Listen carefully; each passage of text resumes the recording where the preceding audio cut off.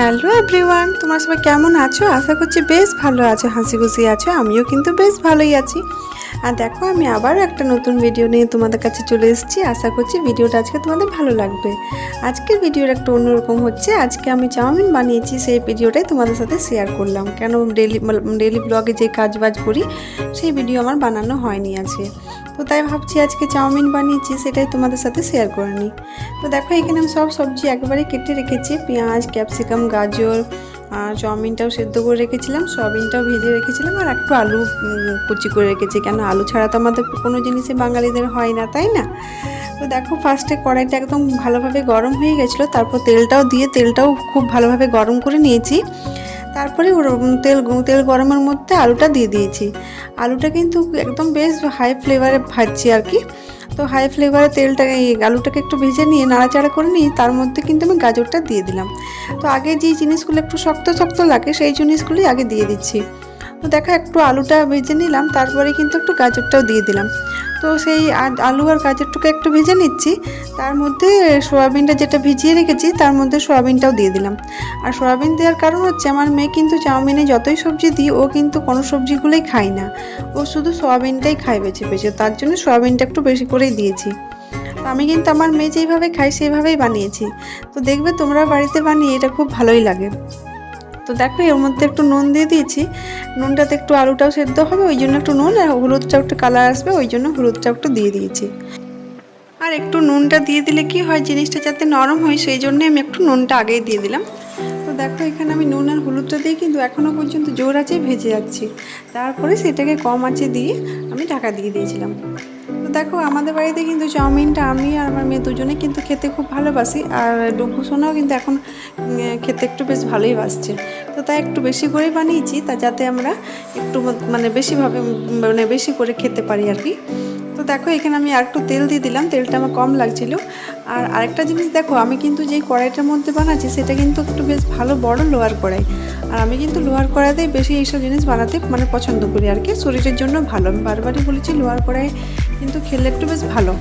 তো দেখো, এখানে আমি কিন্তু আলুটা গাজরটা বেশ একটু ভালো সেদ্ধ হয়ে গেছে, তারপরে কিন্তু একটা প্লেটের মধ্যে আমি রেখে নিলাম আলু, সয়াবিন আর গাজরটা ভাজা হয়ে যাওয়ার পর আমি কিন্তু একটা প্লেটের মধ্যে আজরে রেখে নিয়েছি।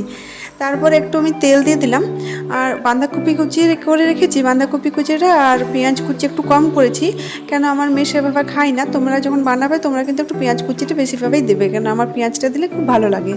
কিন্তু এখন যেহেতু ছোটো বাচ্চার জন্যই ওদের মতোই বানাই ওই জন্যই। আর এখন যেহেতু বর্ষাকাল, সেভাবে সবজি পাওয়া যায়নি, সেইভাবে ওই জন্য সেরকম সবজি দিইনি, যেহেতু এটা ভেজ চাউমিন হচ্ছে।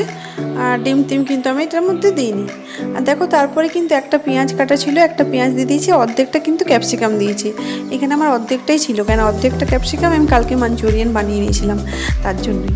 তো দেখো, এখানে বাঁধাকপিটা আর ক্যাপসিকামটার পেঁয়াজটা কিন্তু হালকা ভাজা ভাজা হয়ে গেছে, তার মধ্যে সেদ্ধ করা চাউমিনটা আমি দিয়ে দিচ্ছি। তো দেখো, চাউমিনটার মধ্যে কিন্তু একটার সাথে একটা লেগে যায়নি, কেন কি যখন সেদ্ধ করেছিলাম আমি তখন কিন্তু জলটা ফুটিয়ে একটু রিফাইন তেল দিয়ে নুন দিয়ে আমি এসব করে সেদ্ধ করেছিলাম। তো সেদ্ধ করাটা দেখায়নি, কেন আমার মনে হয় চাউমিন বানাতে কিন্তু সবাই জানে, কিন্তু তাও যেহেতু আজকে আমি বানিয়েছি, তো সেটাই তোমাদের সাথে আমি আজকে শেয়ার করলাম যে আমি কিভাবে বানাই। হ্যাঁ, আমার মতো তোমরা অবশ্যই বানিয়ে দেখতে পারো একবার, যে কেমন লাগে খেতে আর কি।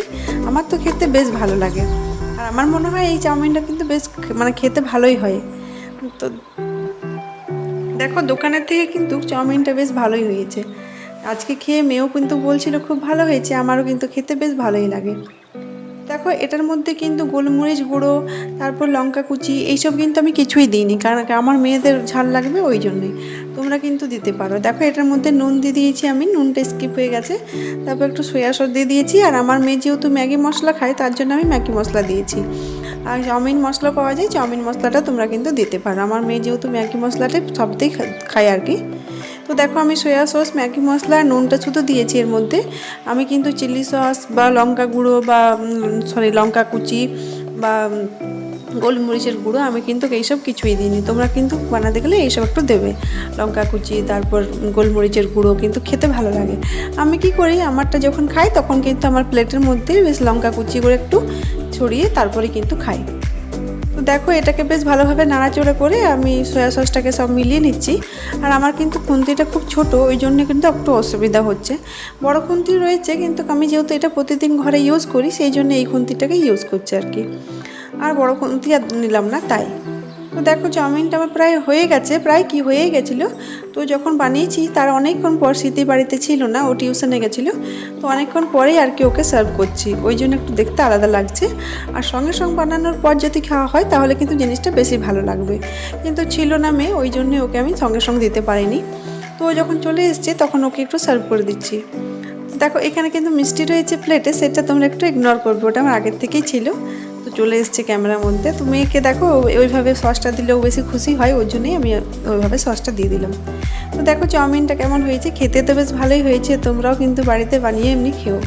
তো ঠিক আছে বন্ধুরা, আজকের মতো ভিডিওটা আমি এখানে শেষ করছি। তোমাদের যদি ভিডিওটা একটু ভালো লাগে অবশ্যই কিন্তু like, comment, share and subscribe করবে। আজকের মতো এখানে টাটা, বাই বাই। কালকে আবার দেখা একটা নতুন ভিডিওতে।